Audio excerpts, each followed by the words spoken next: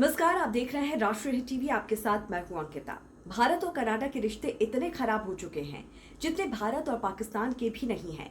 पिछले साल जून में कनाडा में हरदीप सिंह निज्जर की गोली मारकर हत्या कर दी गई थी, जिसके बाद कनाडा की संसद में प्रधानमंत्री जस्टिन ट्रूडो ने निज्जर हत्याकांड के लिए भारत को खुलेआम जिम्मेदार ठहराया था। इसी तरह इस साल भी ट्रूडो ने प्रेस कॉन्फ्रेंस में यह आरोप लगाया कि भारत की खुफिया एजेंसी कनाडा में खालिस्तान समर्थकों को शूट करवा रही है। कनाडा की रॉयल कैनेडियन माउंटेड पुलिस ने भारत सरकार के एजेंटों पर कनाडा की जमीन पर लॉरेंस बिश्नोई गैंग के जरिए तमाम वारदातों को अंजाम देने का आरोप लगाया है। कनाडा की पुलिस ने कहा कि बिश्नोई गैंग भारत के एजेंटों से जुड़ा हुआ है और ये एजेंट कनाडा में इस गैंग का इस्तेमाल हिंसा के लिए कर रहे हैं। कनाडा ने एक चिट्ठी भेजी जिसमें भारतीय हाई कमिश्नर और कुछ दूसरे डिप्लोमेट्स को निज्जर की हत्या में संदिग्ध बताया। भारतीय उच्चायुक्त संजय कुमार वर्मा का नाम बतौर पर्सन ऑफ इंटरेस्ट शामिल किया गया। इसका मतलब ये है कि किसी व्यक्ति के बारे में पुलिस को लगता है कि वो किसी अपराध में शामिल हो सकता है, लेकिन उस पर औपचारिक आरोप नहीं लगाए जा सकते हैं और न ही गिरफ्तार किया जा सकता है। इसी पर भारत ने 14 अक्टूबर 2024 को कड़ा ऐतराज जताते हुए कनाडा के 6 राजनयिकों को 19 अक्टूबर रात 11:59 तक या उससे पहले भारत छोड़ने का आदेश सुना दिया। साथ ही उसने 6 डिप्लोमेट्स वापस बुला लिए।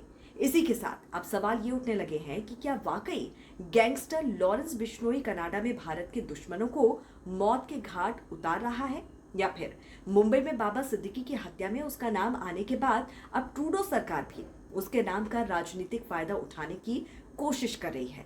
तो पहले ये आपको बताते हैं कि कनाडा में लॉरेंस बिश्नोई गैंग आखिर कर क्या रहा है और क्यों वो कनाडा पुलिस की नाक में दम किए हुए है।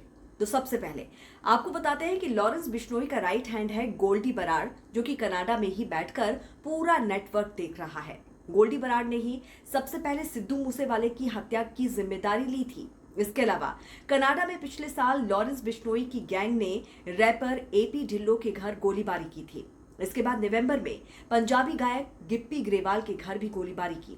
पिछले सितंबर को ही लॉरेंस बिश्नोई गैंग ने अपने दुश्मन बम्बीहा गैंग के सुक्खा दुनीके की कनाडा के विनीपेग इलाके के घर में घुसकर गोली मारकर हत्या कर दी।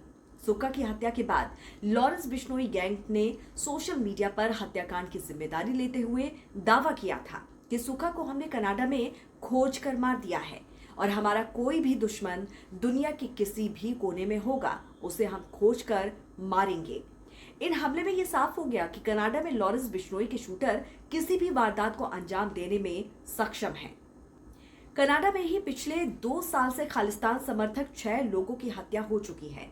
15 जुलाई 2022 को रिपु दमन सिंह का मर्डर हुआ। 29 मई 2023 को अमरप्रीत शर्मा की हत्या हुई। 18 जून 2023 को हरदीप सिंह निज्जर मारा गया। 2 जुलाई 2023 को करणवीर सिंह गच्चा मार गया।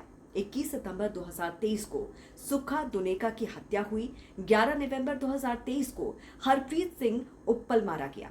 इसके बाद अब कनाडा पुलिस ये आरोप लगा रही है कि भारतीय राजनयिक और अधिकारियों ने अपने पद का गलत इस्तेमाल करते हुए गुप्त तरीके से भारत सरकार के लिए जानकारियां इकट्ठा करवाई।